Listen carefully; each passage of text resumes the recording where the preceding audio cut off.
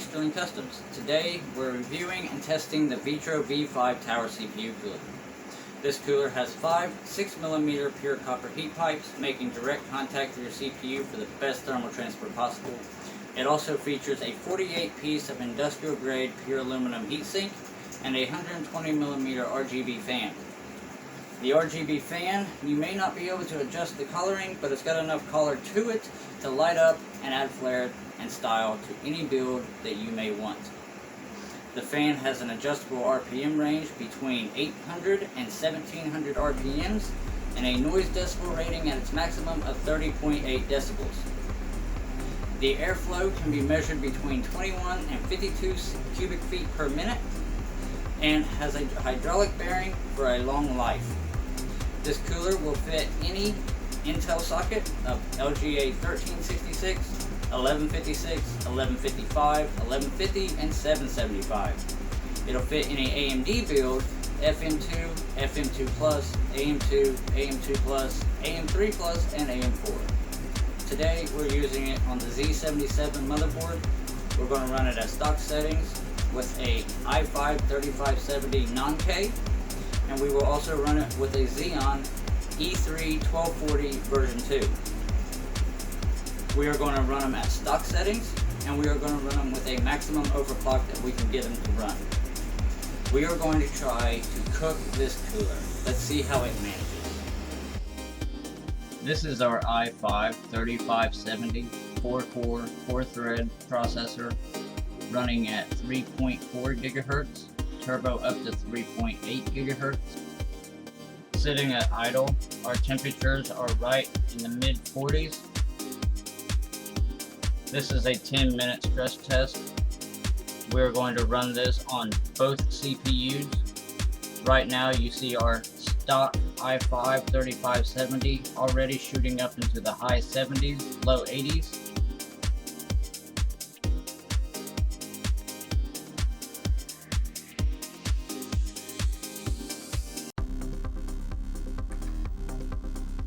Our voltages are sitting at 1.25 volts.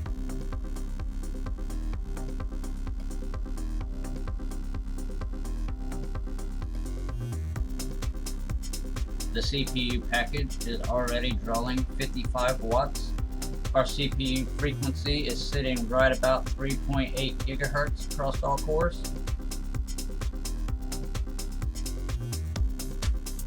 We are under 100% max load. Our temperatures are already in the mid 90s. As you can see here, our temperatures are already sitting at 98 degrees Celsius, right below 100 degrees. 34 seconds remaining in our test. We are still sitting at 100% max load. Our temperatures have topped out.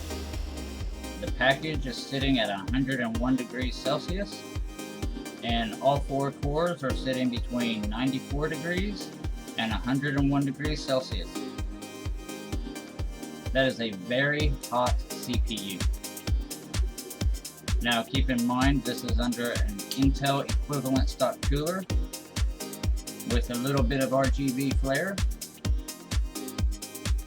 Let's get a bench test running so we can get a score of stock speeds under stock cooling, and let's see what we can go from there with an overclock.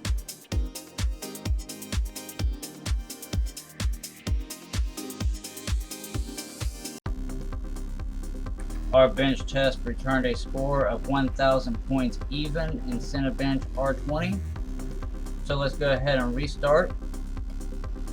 We are back up and running at 4.2 gigahertz. This is turbo locked. It will stay 4.2 gigahertz across all 4 cores. We are sitting already at 50 degrees at idle. 50 to 60 degrees Celsius. 50 to 60 degrees is already hot.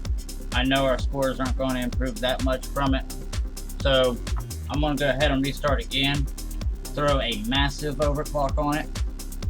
Keep in mind this is a non-K CPU. I'm going to see how high I can get it. I'm going to lower the voltages a little bit to see if I can't even the temperatures out. Then from there, we will get our bench scores. So I believe we just set a world's first here at Easterling Customs. Just doing a CPU cooler review, throwing an overclock on a non-K i5 3570 CPU.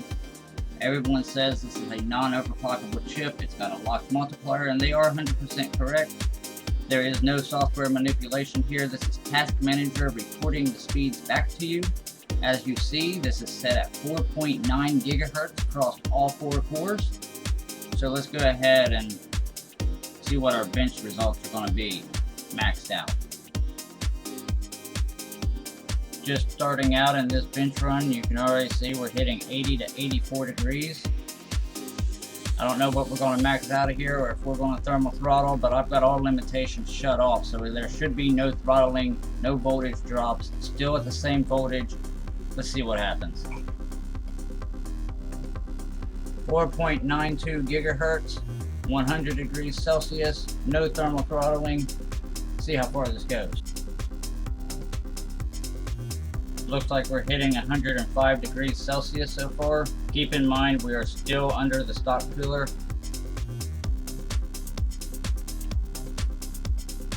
Finished the bench test with a score of 1226. That's a score improvement of 226 points just from the overclock. Let's get this cooler swapped out to the Vetroo tower cooler. We're already seeing a temperature improvement between 34 degrees Celsius and 41 degrees Celsius at idle. We will start with the new bench test, see if this improves our score or our temperatures any. So far we're seeing a decrease of 40 degrees Celsius from just changing this cooler out. Still under 4.9 gigahertz, still with the same voltage, but 40 degrees cooler. This thing is amazing.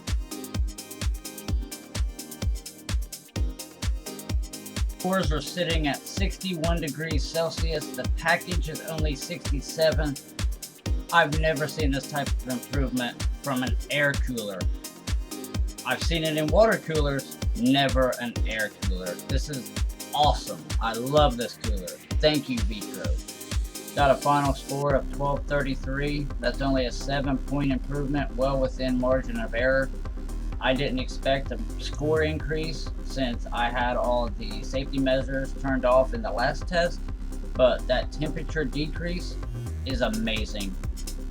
Time for the 10-minute stress test. Our temperatures have already dropped back down to low 40s, high 30s. Let's see what it does during this test.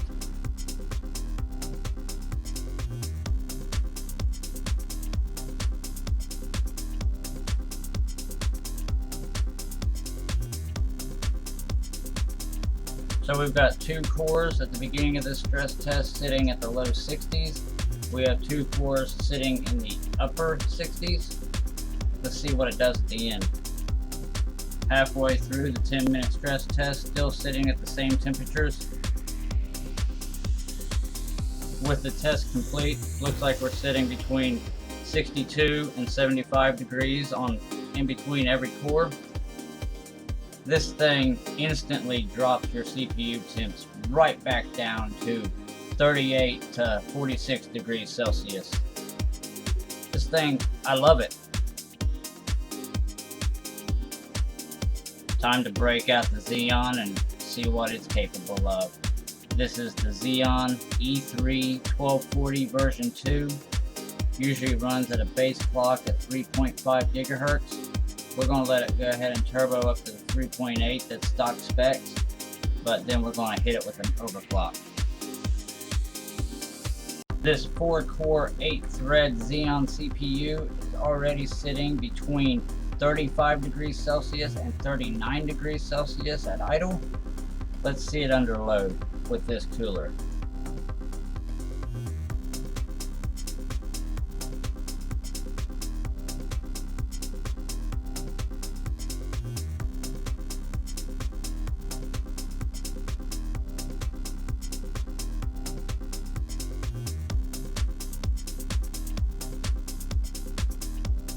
Under load, this thing is only reaching between 58 and 62 degrees Celsius.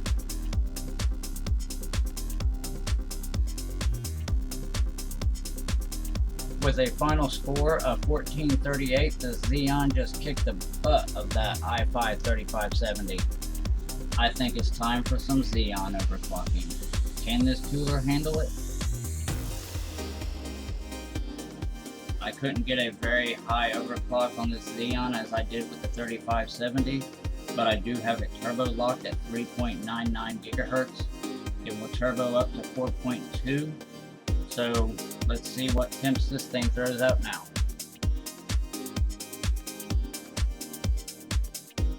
After starting this new bench test, I'm seeing temps between 60 and 65 degrees under load. Let's see if it sustains that. With a final score of 1466, I'm a little upset. I've had it up to 1481 previously, but temps never increased over 65 to 68 degrees Celsius. With a Xeon and overclocking with the i5 3570 max overclock, you can't beat this cooler. This thing's amazing. Let's finish this review off right. We'll throw this overclocked Xeon at 3.9 gigahertz under a 10-minute stress test, see what our temps end up as, and we'll finish the review out there.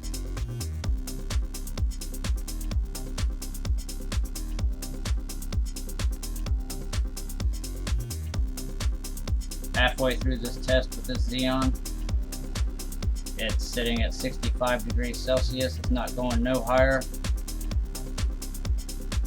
I haven't seen a cooler that's air cooled that do this well in any stress test.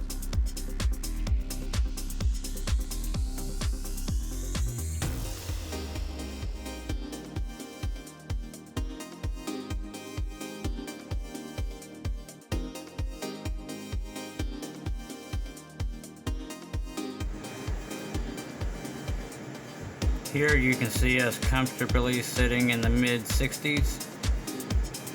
2 cores right around 70 degrees Celsius. The rest between 61 and 73. And that is still under max load. 4 minutes remaining. This cooler is off the charts. Just under 10 seconds remaining. Still under maximum load. We went a little above 70 on a couple cores, but as you can see, we're right back down under 70. And the test just ended, and look at those temperatures drop. As soon as the load's off, the temperatures are gone. Right back down into the 40s. This cooler is amazing. I've never seen an air cooler or anything like it. I wouldn't be showing the product off if I wasn't proud of the results that I received with it. Guys, you can't deny this. Look at those temperatures.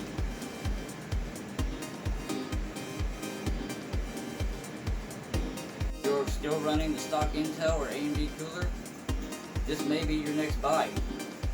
Check out the link below and we will show you where you can get it from. It is available on Amazon and a couple other manufacturer websites. The links will be provided below. Leave a like, leave a comment if you have any questions or future content you would like to see, and get subscribed because we've got some amazing builds coming up. Stay tuned.